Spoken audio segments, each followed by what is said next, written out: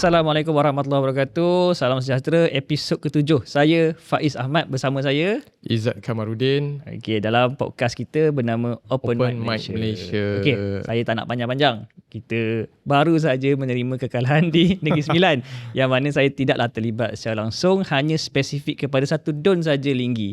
Yang tu pun kalah. Pening kepala jugalah, tetapi saya nak dengar daripada mulut Izzat yang bertukar lumus selama 2 minggu berkempen. So apa Izzat, apa yang berlaku? Saya nak tanya satu yang spesifik. Okey. Momen-momen Tok Min menangis.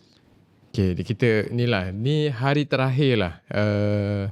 Kita punya selepas keputusan Pakatan Harapan, kita masa tu mengandaikan kita memang hanya dapat 11 kursi saja. Sebenarnya kita menang 12 kursi.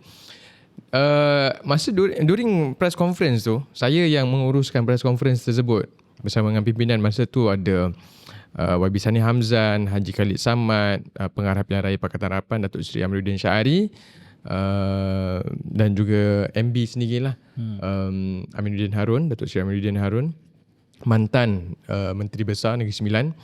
Soalan-soalan yang diberikan oleh wartawan tu sendiri, the moment yang Tok Min dia mula menitiskan air mata, dia cakap apa? Saya redha, saya tak menyesal. That's the moment yang saya tengok kan, dia betul-betul let go. Dia cakap kan, ni lah mungkin masanya saya nak spend time lebih dengan anak cucu saya, dengan keluarga saya. You know what was happen? During Tok Min jawab soalan macam tu, bukan beliau saja nangis tau. Wartawan saya rasa dalam bilik PC tu, saya rasa ada dalam 80 ke 100 orang wartawan. Ramai. Okay. I can say 15% of them menangis, menitiskan air mata. Because Tok Min ni, saya always cakap apa tau, dia ni seorang yang lovable. Mudah disukai. Mudah didekati. Sebab Tok Min ni pendekatan dia very simple. Okay. So itulah yang saya rasa antara momen yang saya duduk dekat depan juga, tapi belah tepi kan, kita jaga PC kan.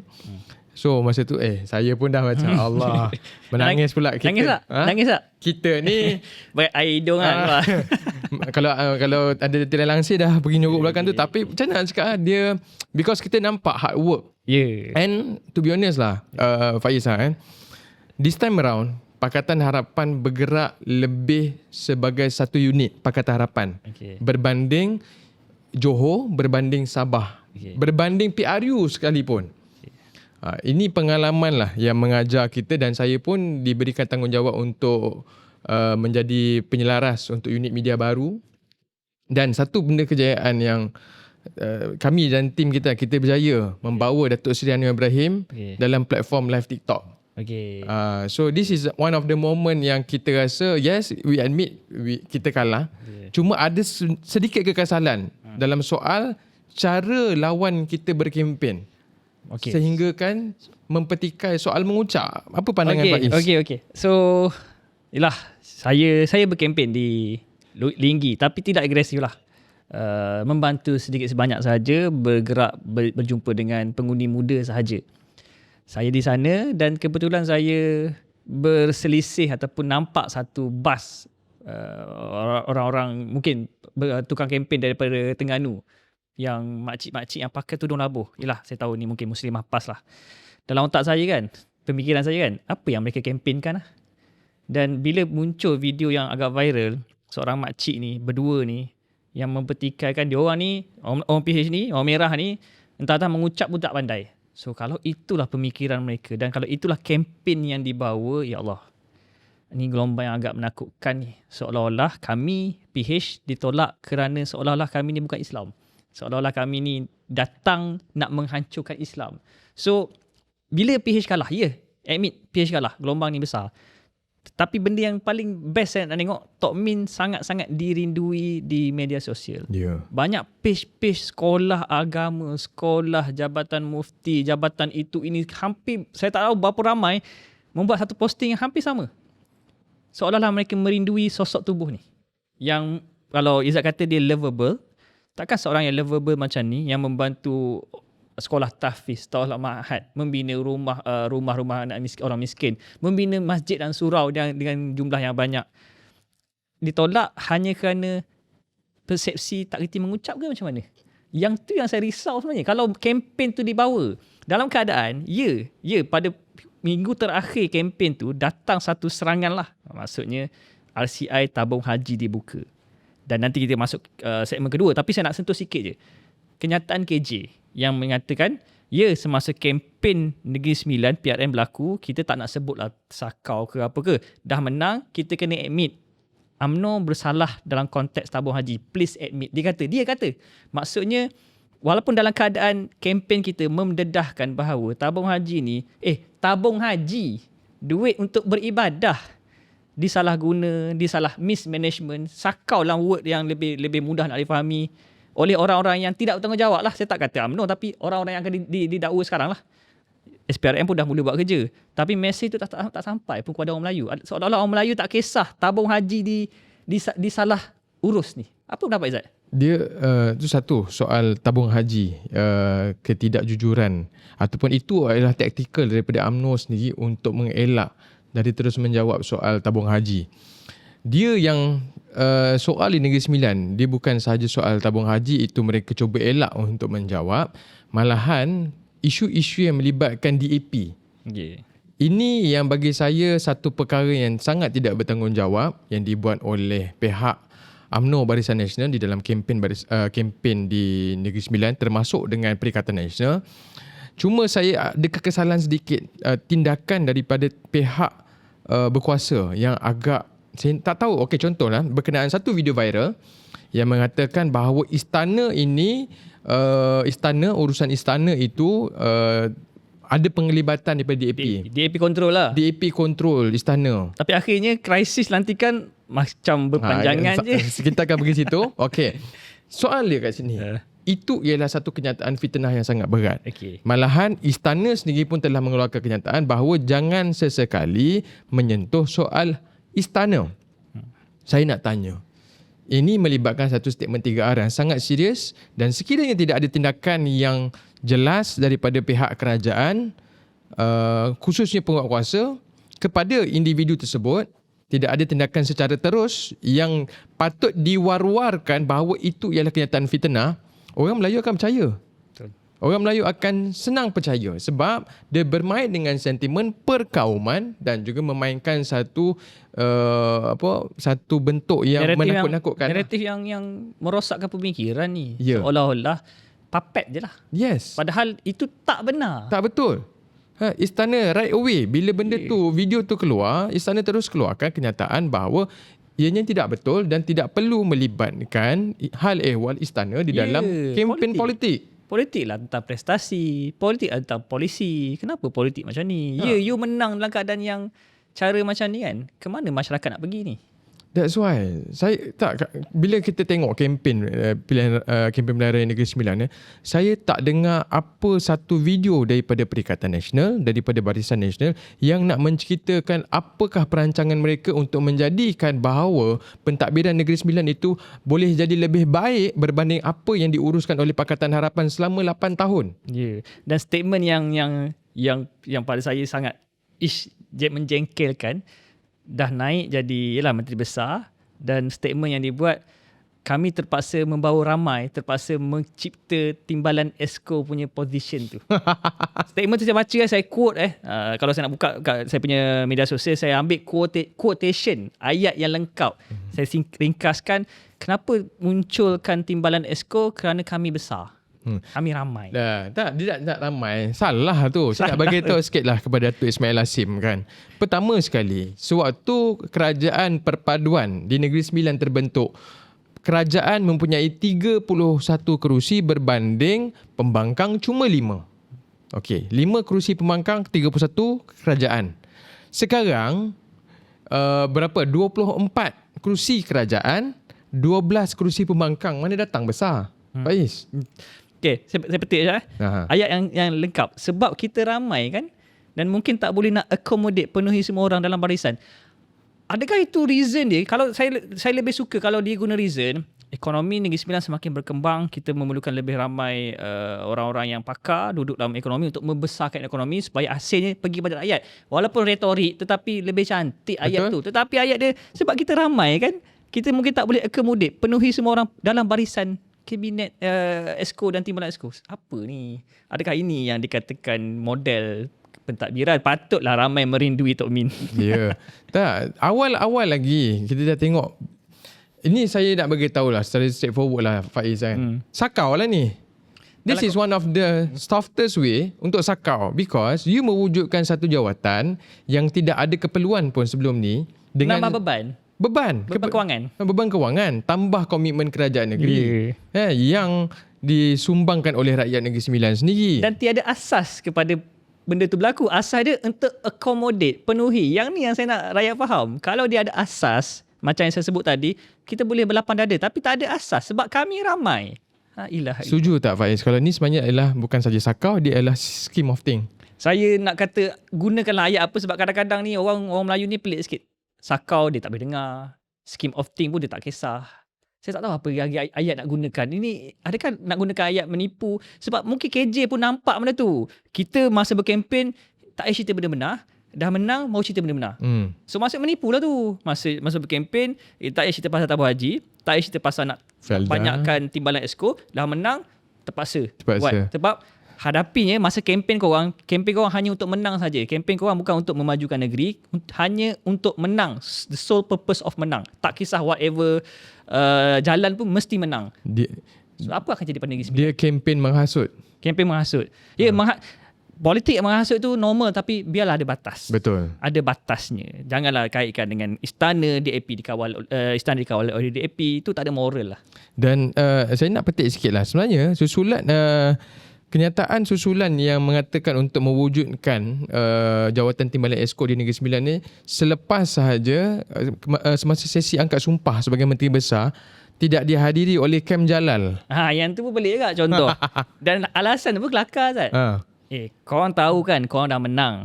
Korang tahu pembentukan kerajaan negeri, pelantikan Menteri Besar perlu dilakukan secepat mungkin. WhatsApp 4.30 pagi pun datanglah pukul 8 pagi. Bukan WhatsApp 4.30 pagi kena sampai pukul 5 pagi, tak mungkin. Dan awak pun duduk kat situ juga dalam Negeri Sembilan je pun. Bukan awak pergi overseas pun. Takkan dah menang dah pergi overseas. Duduk Jelebu je pun. Jelebu Seremban tak sampai 45 minit pun. Tak, dia macam ni lah. Kalau dulu kita boleh tunggu result sampai 2-3 pagi dah bersiap ni kan, masa langkah Sheraton tak menyempat-nyempat. Kan? Pergi je. Alasan last minute information tu tak logik. Dia tak logik dan memalukan Yang Tuan Besar. Kau tak hadir tu salah satu signal yang sangat-sangat tidak hormat kepada Yang di-Pertuan Besar.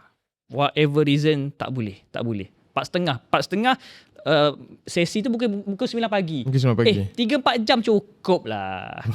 Semayang subuh pukul 6. Ada masuk. Ada event lain. Maafkan, event tadi saya minta maaf, saya perlu menghadap Yang di-Pertuan Besar. Itu lebih besar. Betul. Takkan itu pun tak boleh fikir. Penat aku.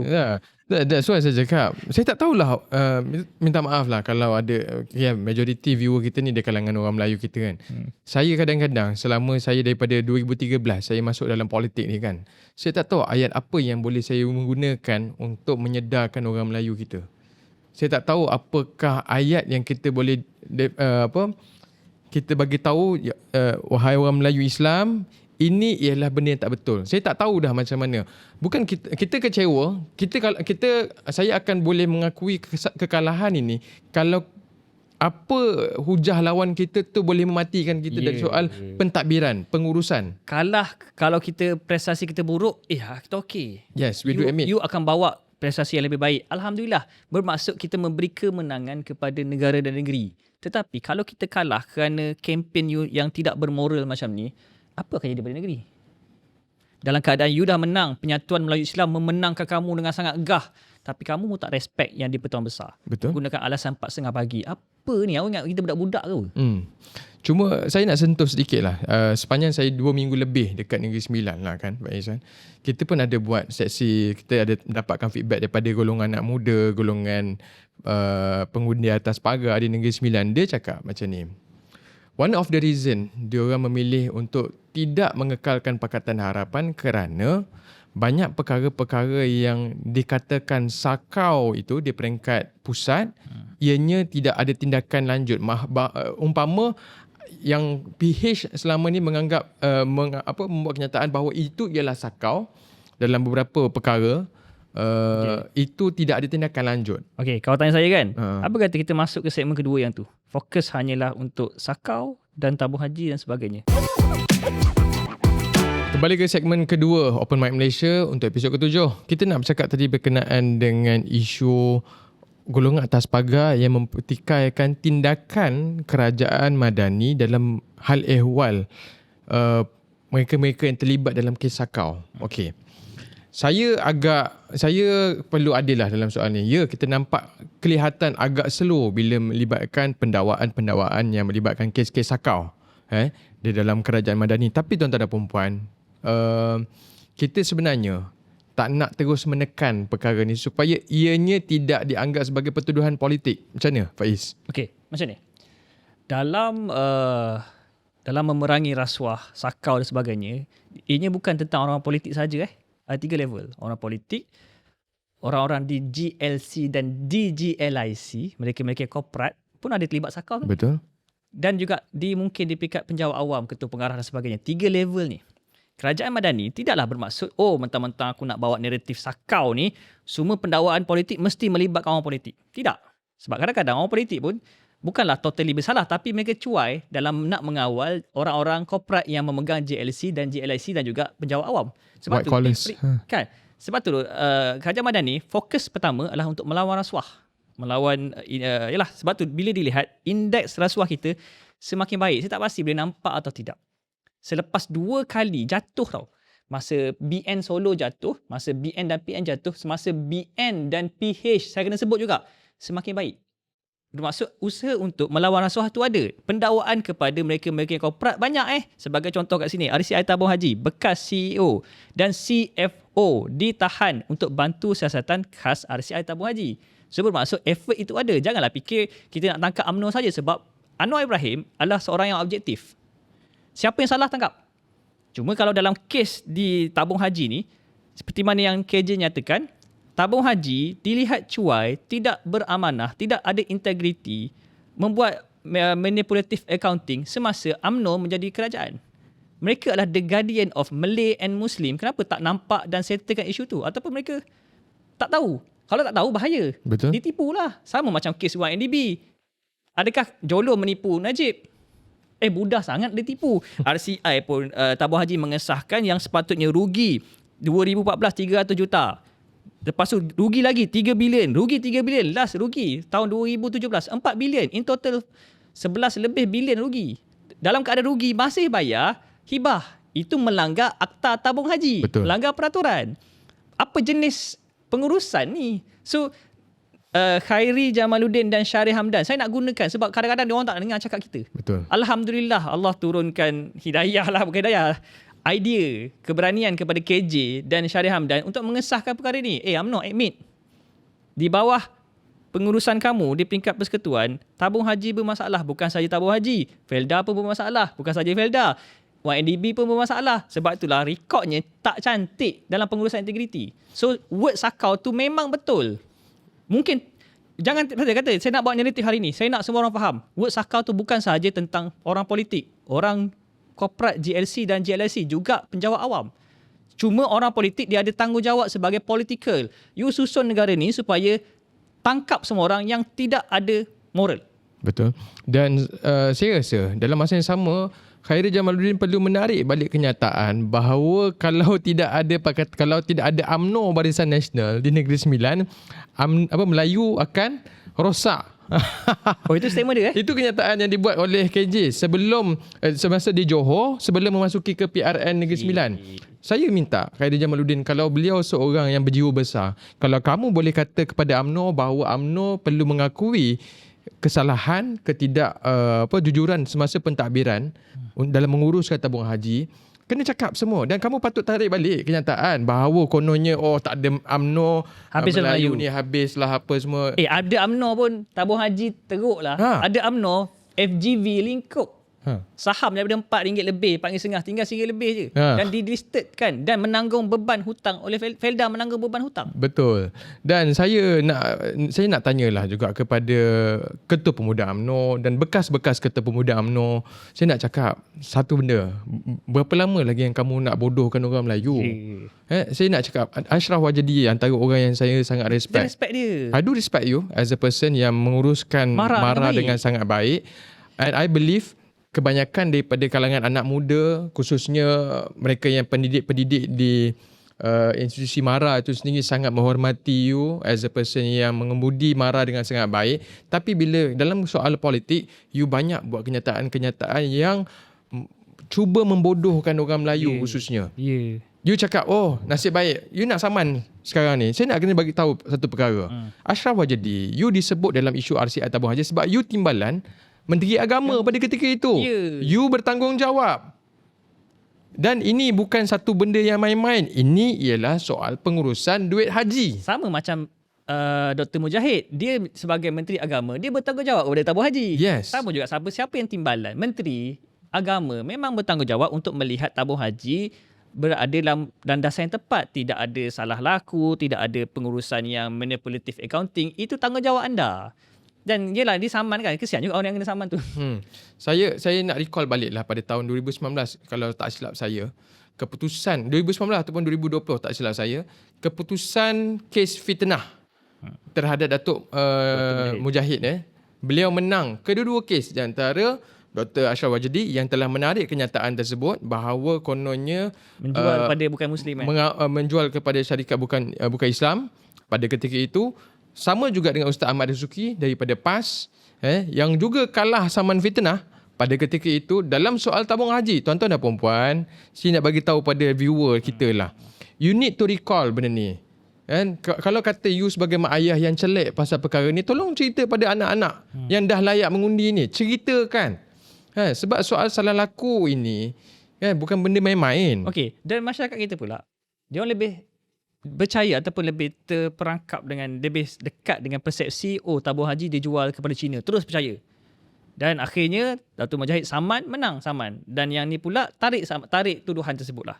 Tetapi tomahan fitnah tu masih berjalan. Dia melekat. Masih melekat tau. Sebab orang Melayu kita mungkin ada satu spesifik karakter yang janganlah hak umat Islam diberi kepada non-Muslim. Dia sangat sensitif.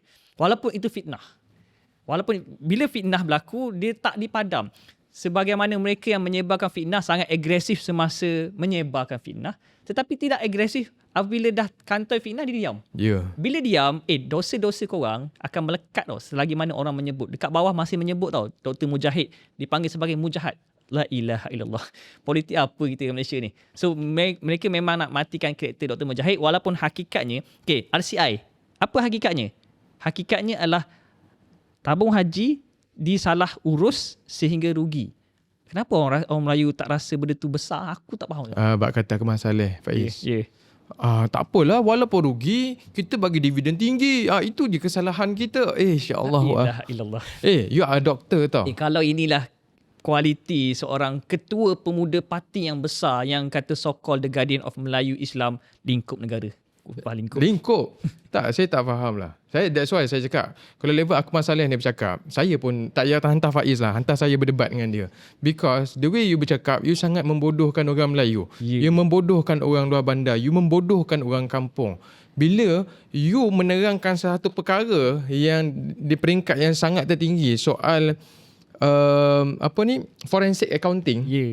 Dia tak akan menggunakan ayat-ayat sakau, merompak, menyamun. Dia menggunakan ayat creative accounting di dalam laporan RCI tabung haji. Dan itu sebenarnya, bila menggunakan perkataan RCI tu kepada creative accounting, dia merujuk kepada salah guna. Sakau dalam bentuk profesional. Yes. Sakau. Okey. Bekas CEO, CFO ditahan, disyaki salah guna kuasa pembelian saham RM370 juta. Ini saya baca senarian. Saya tak nak menuduh sebab itu bukan kuasa kita, bukan ruang kita. Tetapi inilah benda-benda yang kita nak tengok. So apabila satu kuasa tu dia beri kepada Parti Melayu melantik board director. Dalam RCI pun mengatakan stop melantik board tu datang daripada orang politik. Betul. Sebab merosakkan. Sangat-sangat merosakkan. Betul. Dan itu sebenarnya tindakan yang sangat tepat daripada Board of Tabung Haji bila menoktahkan segala pelantikan yang melibatkan orang politik tidak diperlukan lagi. Ya, merosakkan. Merosakkan. Dan bayangkanlah kalau Akmal Saleh pun kata, biarlah rugi asalkan bayar hibah. Apa jenis pengurusan ni? Dia cakap, tak ada salah apa pun, yang salah sebab kita bayar dividen tinggi. Okay. Betul ayat dia? Ya, boleh kau macam itulah. So, maksudnya statement tu perlu tarik balik lah Akmal Saleh. Bukan, dia satu lagi, Alhamdulillah lah, saya baru dapat berita semalam. Rupanya yang tukar rekod tu ialah ahli kepada parti wawasan. Okay. Saya ucapkan terima kasih banyak kepada awak yang viralkan video tersebut lah. Kan, sebab apa, kalau video tu tidak viral, kita tidak akan tahu apakah jenis kempen yang dibuat oleh Barisan Nasional di peringkat Negeri Sembilan yang menjadikan kemenangan besar di Negeri Sembilan itu kepada Barisan Nasional. Tak, to be honest saya cakap, kalau kata pada peringkat awal lah, saya duduk dekat Negeri Sembilan tu lama kan, saya dengar nanti UMNO Barisan Nasional dengan Perikatan Nasional nak dedahkan salah laku Tok Min, nak cerita pasal DAP itu, DAP ini. Saya tunggu sampai hari akhir kempen. None of it yang keluar daripada mulut Barisan Nasional. Tapi yang keluar, kita tak salah. Kita bayar dividen tinggi. Okey.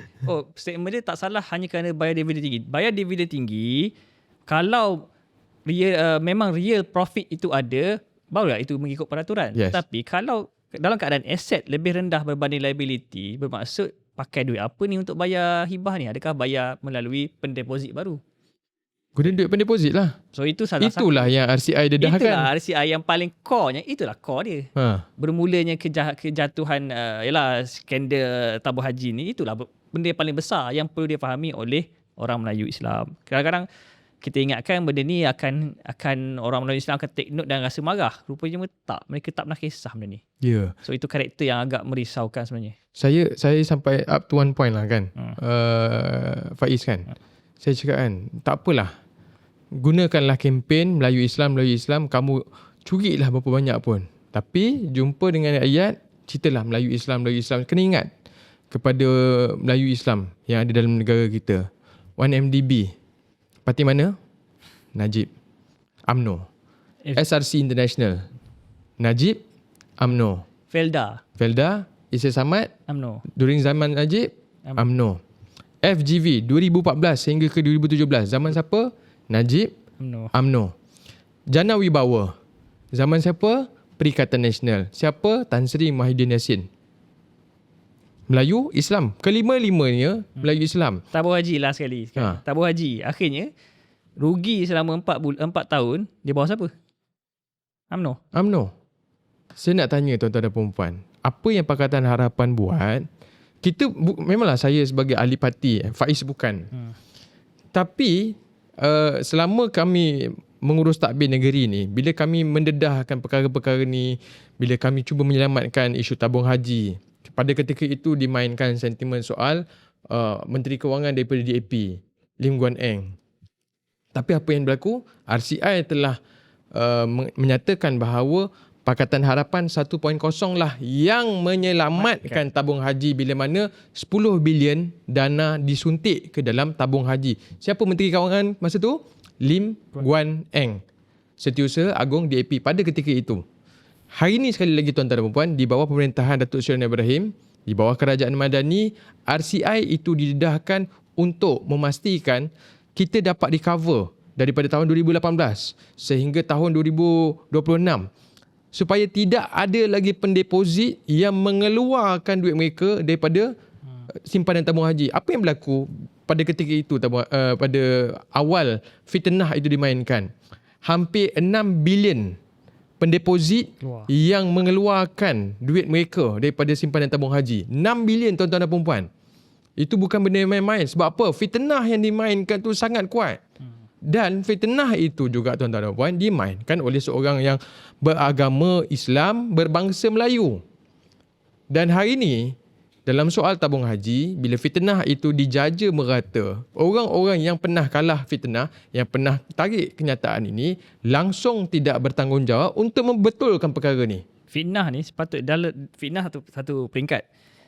Bila fitnah dah bertebaran, you juga perlu agresif juga untuk memadam fitnah. Baru adil. Barulah pada saya orang yang fitnah tu ialah kita boleh maafkan secara betul lah. Sebab semasa memfitnah, kamu bersungguh-sungguh. Lepas dah tahu itu fitnah, kamu diam.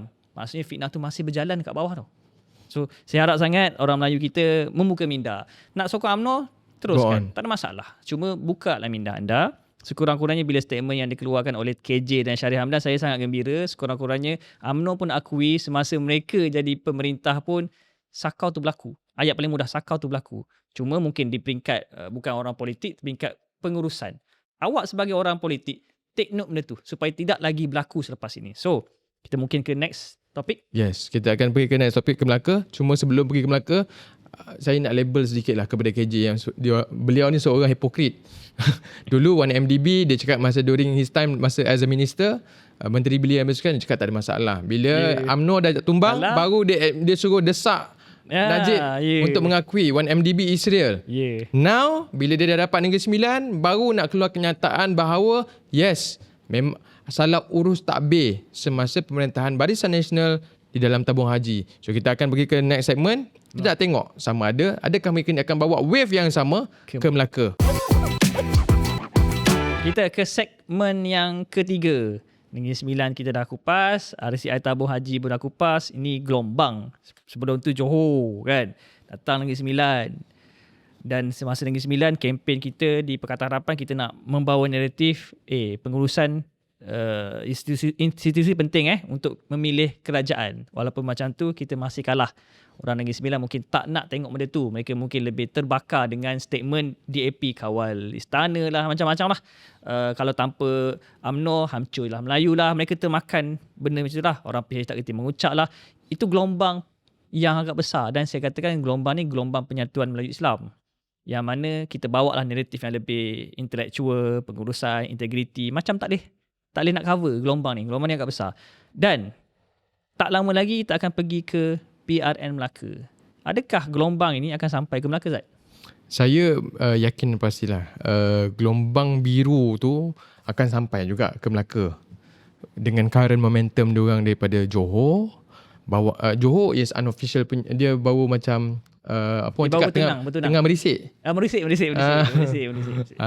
So towards tu saya baru tahu yang 4 hari sebelum penamaan calon tu barulah diorang ni diakad. Bertunang lah kira. Negeri Sembilan tu berkahwin ke? Kira masa menang tu dah bersanding lah. Tapi bersanding pun tiba-tiba nak suruh bersanding pun ada skandal datang.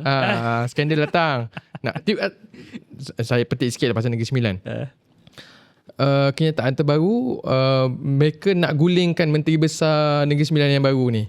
Aduh. Dia okey. Mungkin sekarang ni gelombang biru, tapi sekarang ni saya nampak jadi gelombang haru biru pula. So dia okey lah.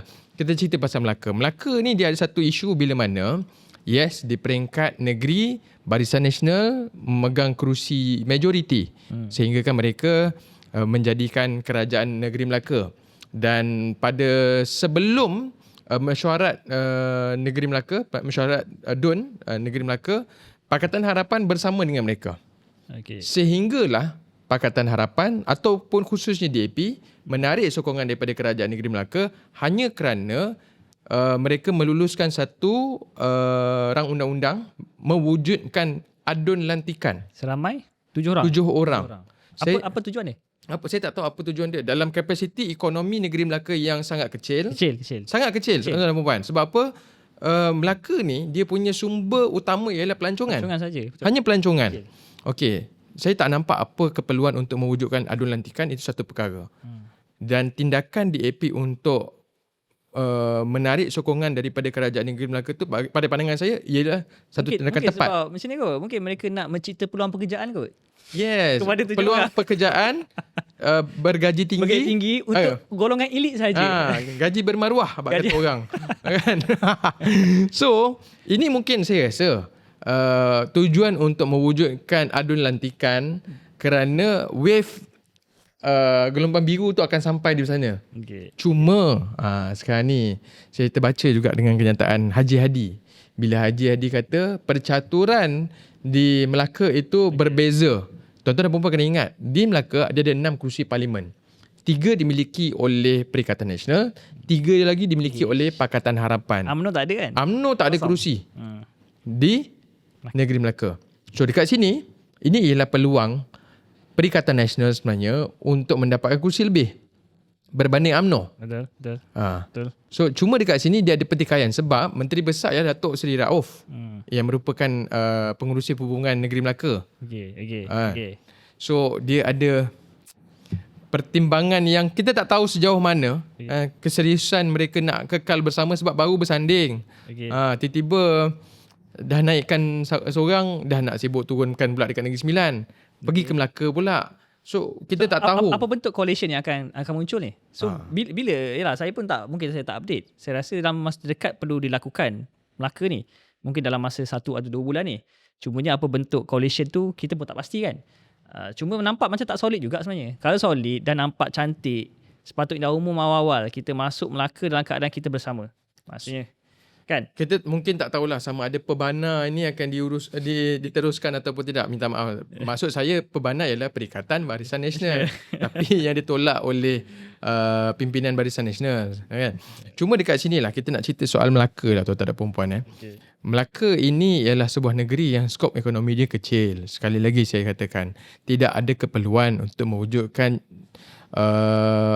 lantikan-lantikan baharu, terutamanya dalam soal lantikan adun tambahan, adun lantikan. Di Johor bagi saya masih lagi masuk akal kerana kapasiti ekonomi yang makin membesar dan keluasan negeri itu sendiri memang besar lah kan.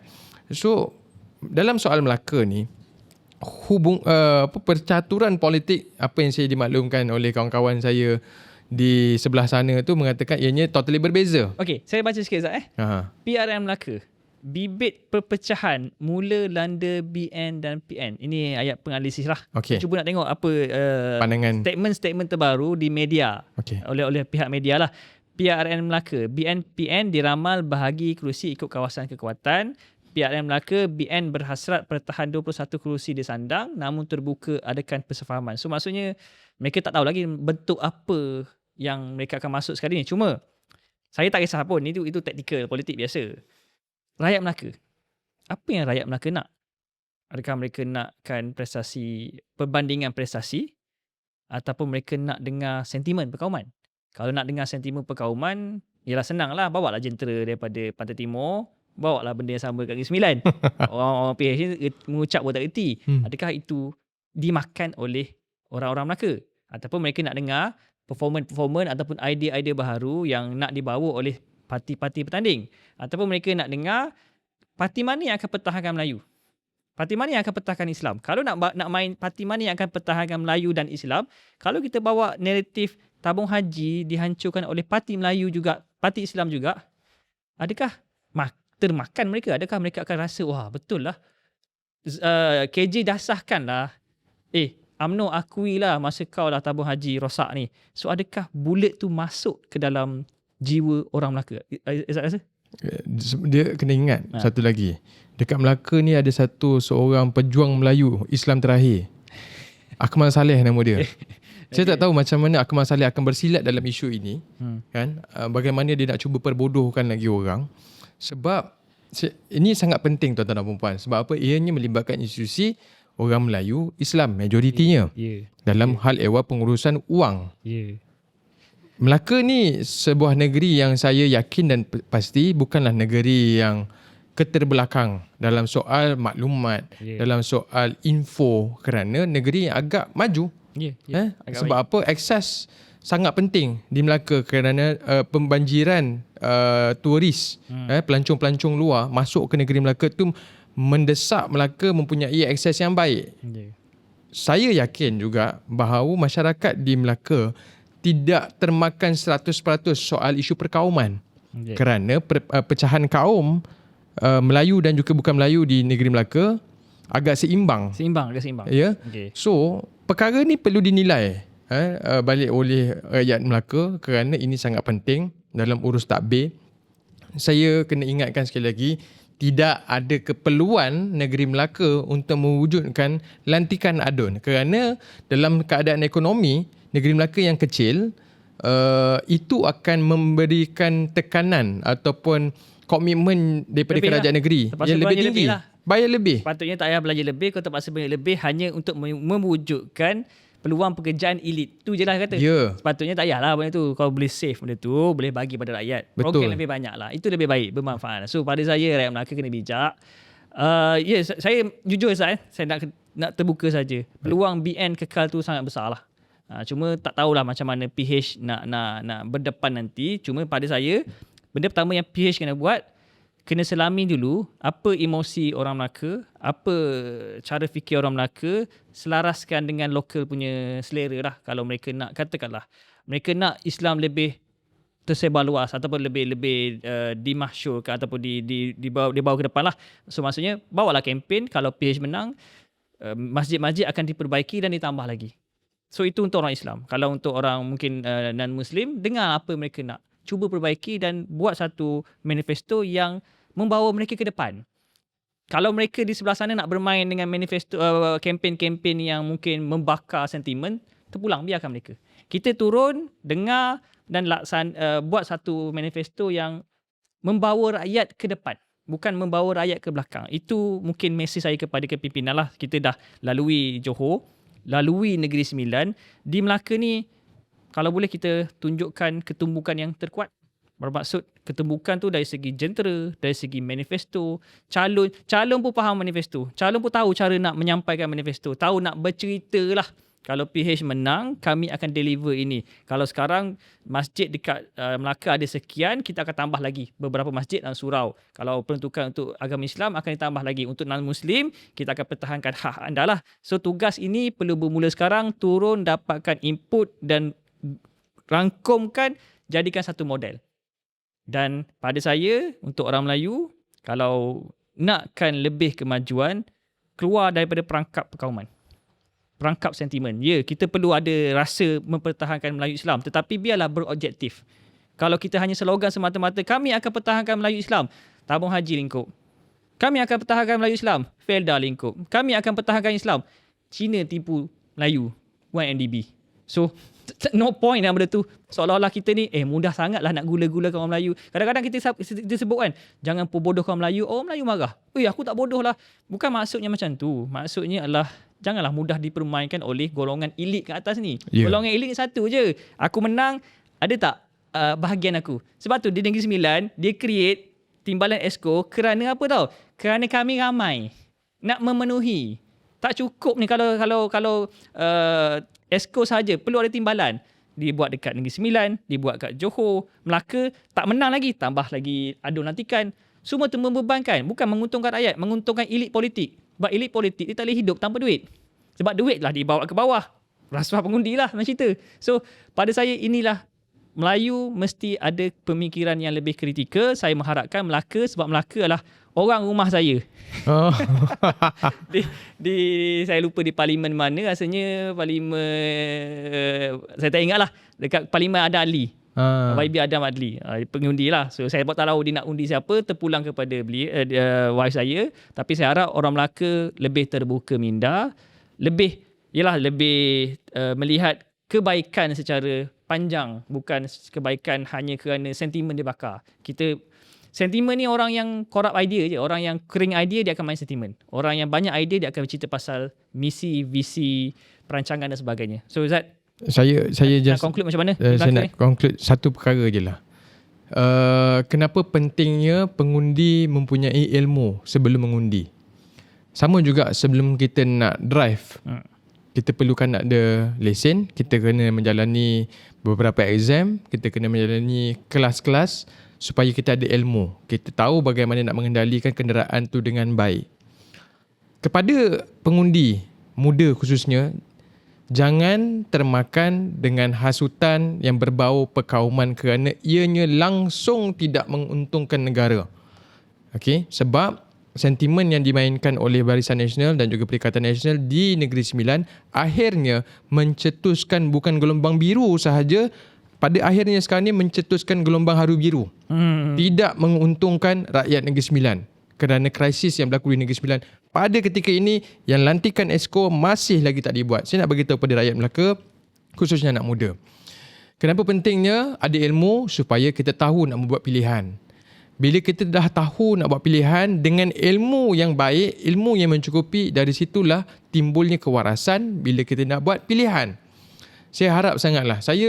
Kadang-kadang saya agak sedih lah juga bila mana kekurangan ilmu di kalangan pengundi muda ini diambil peluang oleh golongan elit-elit politik yang jahat, yang memainkan sentimen perkauman, yang meniup api perkauman, mainkan isu agama tanpa ambil tanggungjawab untuk memperbetulkan perkara yang sebenar.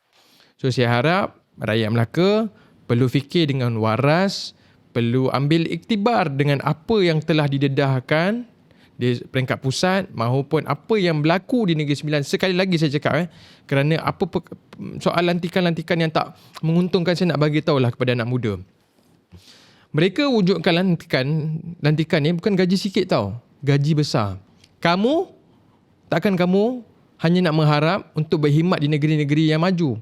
Di Selangor, di Johor, di Kuala Lumpur, di Pulau Pinang untuk mendapatkan gaji-gaji bermaruah. Tetapi negeri yang kamu duduk, negeri yang kamu sebagai pengundi, negeri tumpah tanah kamu hanya mewujudkan peluang kerja dengan gaji bermaruah hanya untuk elit politik. Itu tidak akan memberikan keuntungan kepada anak muda. Kalau setakat, tak apalah, kita still boleh buat Grab food. Tak apalah, kita boleh jadi content creator, boleh buat review, dapat duit. Tak apalah, bolehlah berniaga sikit-sikit, boleh makan cukup. Tuan-tuan dan puan-puan, fikir untuk jangka masa panjang. Negara ni kita bukan nak duduk setakat 10 tahun, 5 tahun. Kita nak hidup sampai mati. Dan itulah akan memberikan impak kepada anak cucu kita nanti, yang akan menanggung daripada pemilihan kita. Apa yang kita pilih hari ini akan menentukan masa depan kita. So kalau kata kita tak ambil satu tanggungjawab untuk meneliti, memperbaiki ilmu, tambah ilmu supaya kita dapat buat pilihan bijak, itu akan memberikan impak yang negatif pada masa akan datang. Okey, sebelum kita tutup kita punya live podcast kita Open Mic Malaysia ni, saya nak tanya Faiz, sebab Faiz punya poster keluar. Akhirnya ada juga orang yang mencabar sahabat saya Faiz untuk berdebat. Sebenarnya apa topik dia, Faiz? Jujurnya saya cabar dekat Johor, cabar Kemas Saleh, cabar Isha Jalil, cabar Difensi. Dia tak respon. Of course lah, saya tahu dia orang takkan respon. Tapi kali ni ada orang cabar saya. Beliau lah pemuda UMNO Titi Wangsa, Ketua Pemuda Penerangan. Yalah, cabangan. So bahagian.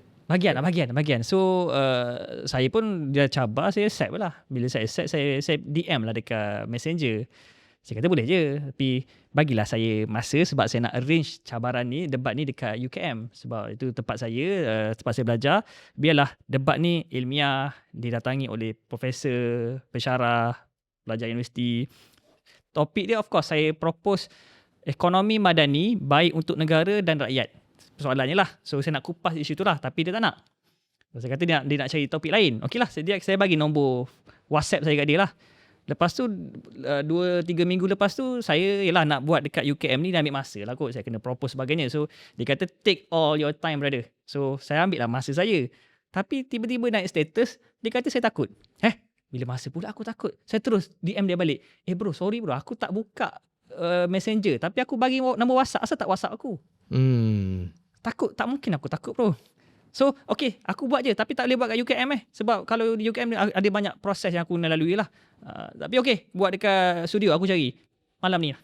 Topik dia nak topik apa? Itu tak setuju. Topik ringgit. Okay je. Kalau topik ringgit memang saya sedap lah. Sebab sekarang ni ringgit sedang mengukuh. So, topik dia ringgit dipolitikkan atau tidak. Bermaksud dia tak nak kot saya mempolitikkan ringgit. Mungkin pada dia, statement saya di Johor Bahru tu lah statement yang bersifat politik. Sebab apa? Saya mengangkat ringgit sedang mengukuh sekarang ni. Dia tak suka kot orang tahu ringgit mengukuh. Saya tak pasti. Saya pun tak pasti. So tunggu malam ni. Saya tak tahulah kalau dia rasa jangan cerita pasal ringgit Cerita pasal ni. Cerita pasal orang PH tak boleh mengucap. So itu mungkin kempen dia nak. Ringgit jangan politik kan Politikkan iman orang. So, mungkin itu UMNO punya pemikiran. Tabur haji jangan politikkan Politikkan tentang DAP kuasai istana. Kalau itu contoh dia, maksudnya performer ringgit, jangan cerita benda-benda yang remeh-temeh, yang perkauman, spark perkauman. macam mana orang muda pun macam tu, apatah lagi yang lain-lain ni. So tunggu malam ni insya-Allah. Saya bukanlah nak kata confident, tetapi semua sumber-sumber bacaan telah pun disiapkan untuk membentangkan bahawa ringgit memang merosot berbanding Singapore dollar selama 15 tahun. Itu statement yang dia tak suka dengar. Dia kata janganlah politik kan. Sebab apa?